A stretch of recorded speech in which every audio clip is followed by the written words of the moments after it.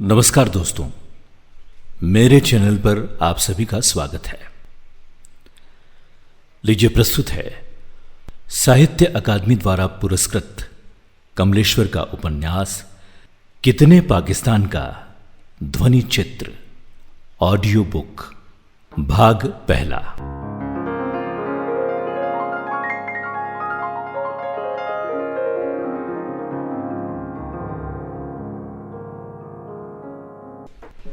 एक भूली हुई दास्तां उसे याद आती है। वो तो एक बंजर जमीन से आया था, खामोश आकर्षणों की दुनिया से, जहां कहां कुछ भी नहीं जाता। मन ही मन कुछ अरमान करवटी लेते हैं।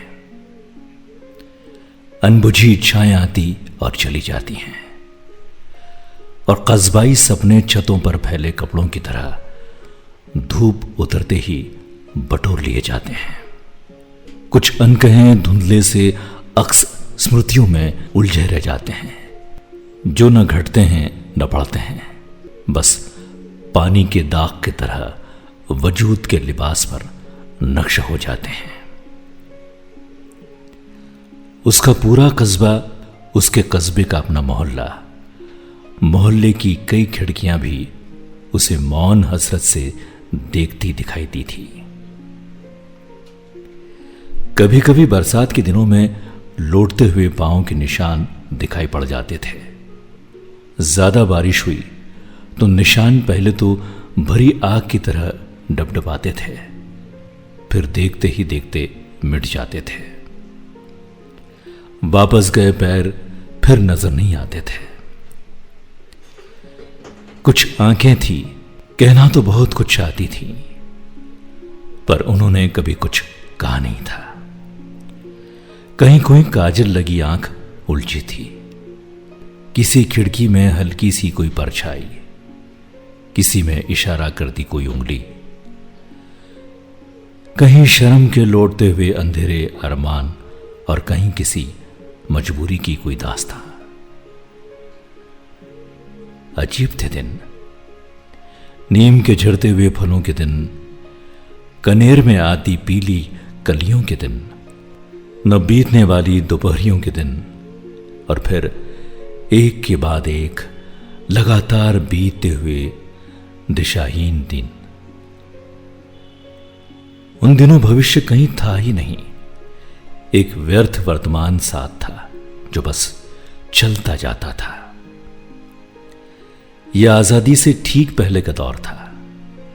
रेलगाड़ियों में आरक्षण की सुविधा और सिस्टम नहीं था। अब उसे याद नहीं। विद्या शायद साइंस में थी, पर छुट्टियां साथ साथ होती थी, इसलिए वे इलाहाबाद स्टेशन पर मिल ही जाते थे।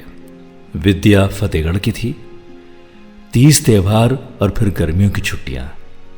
अपने अपने घर जाने के लिए एक आध बार तो उससे ऐसे ही मुलाकात हुई। फिर जब भी कोई छुट्टी आती तो स्टेशन पर एक दूसरे का इंतजार करने लगे।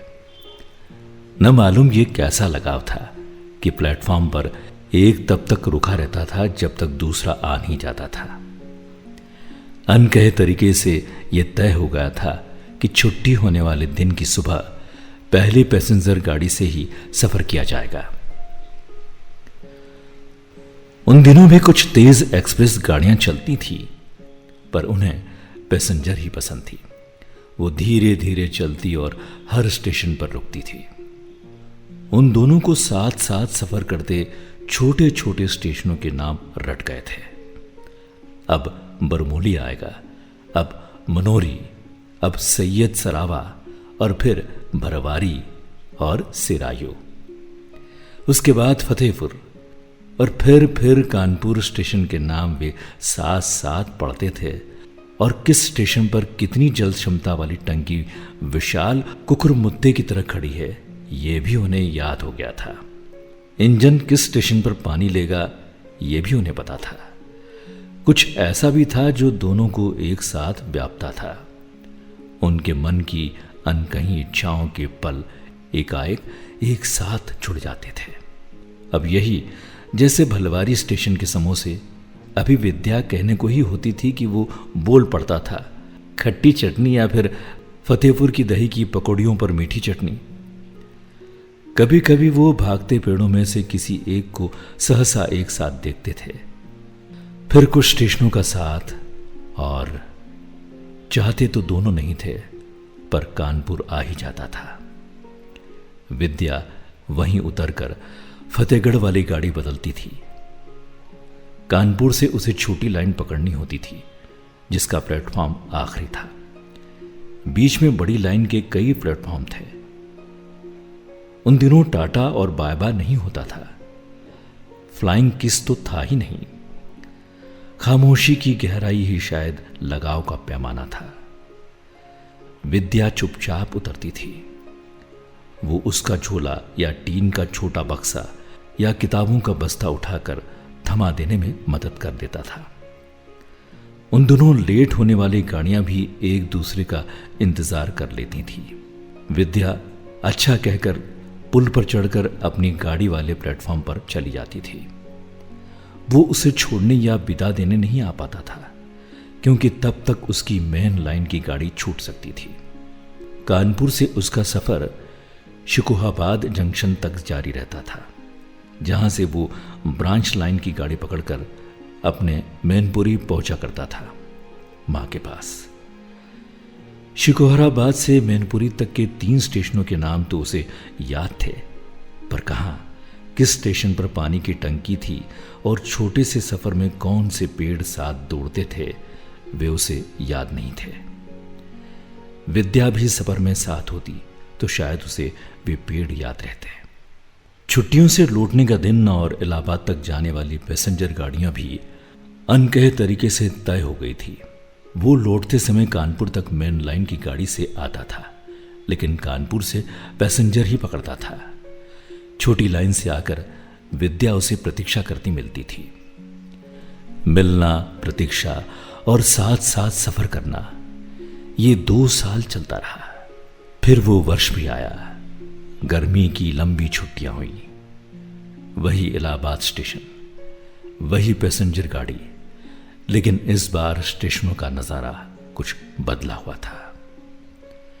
गाड़ी में चढ़ने वाले मुसाफिर औसत से ज्यादा खामोश थे। सैयद सरावा स्टेशन पर सब स्टेशनों से ज्यादा भीड़ मिली। सफर में ज्यादातर मर्द ही मिलते थे, पर इस बार उनके साथ औरतें और बच्चे भी थे। टीन के बक्सों, बोरों, गठरियों, पोटलियों वाला सामान भी जरूरत से ज्यादा था। गाड़ी छूटी तो प्लेटफॉर्म पर रुककर कोई खुदा हाफिज कहकर विदा कराने वाला नहीं था।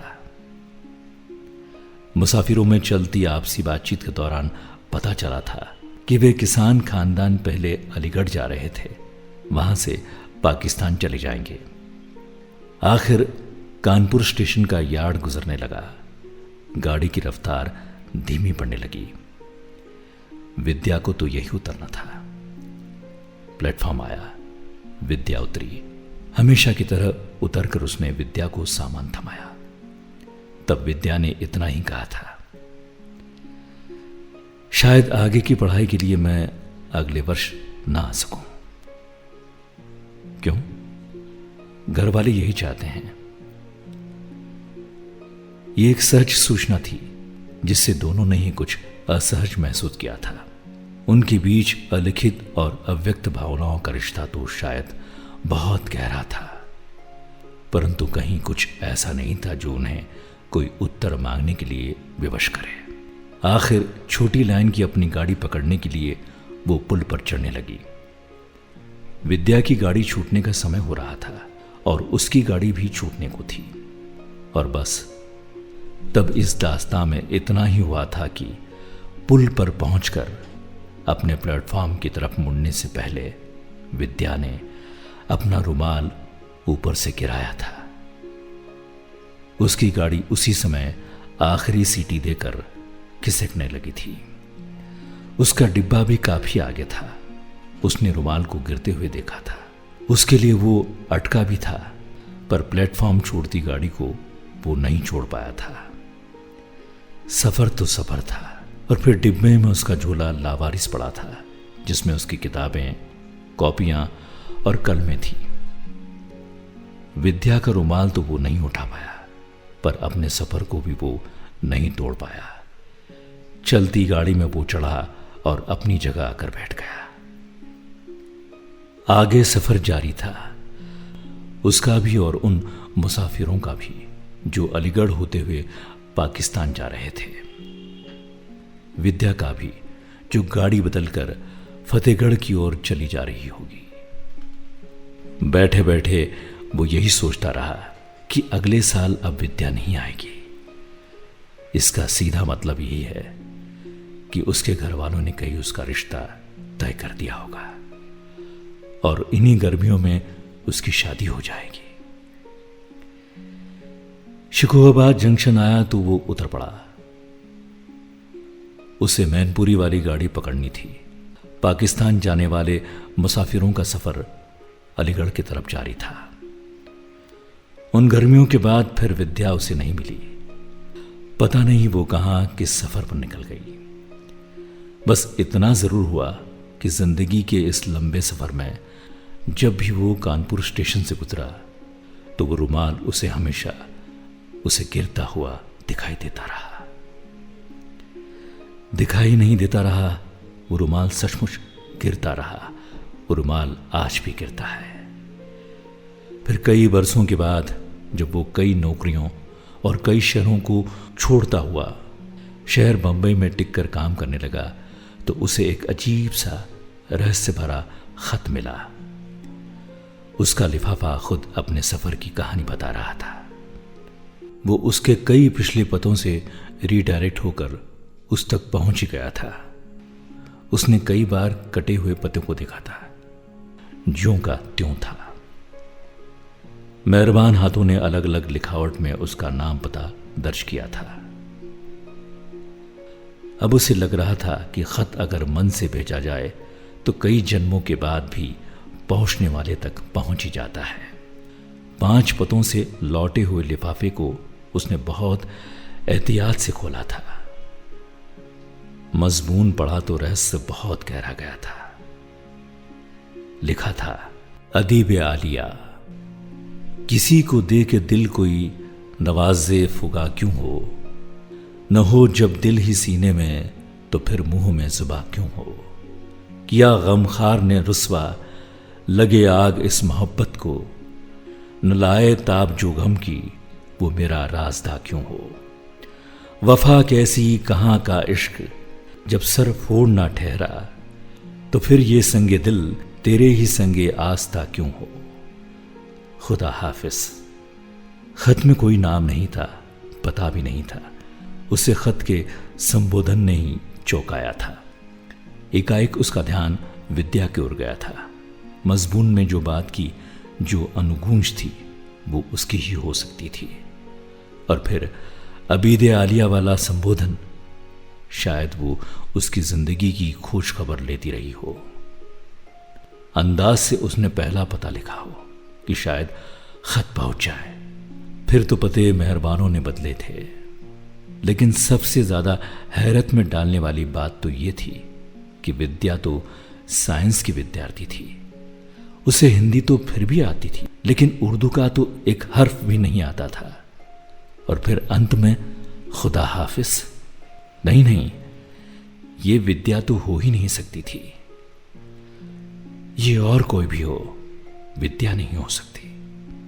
और तब ये दास्तां और ज्यादा रहस्यमयी बन गई थी। आश्चर्यजनक और अजीबोगरीब हुआ ये था कि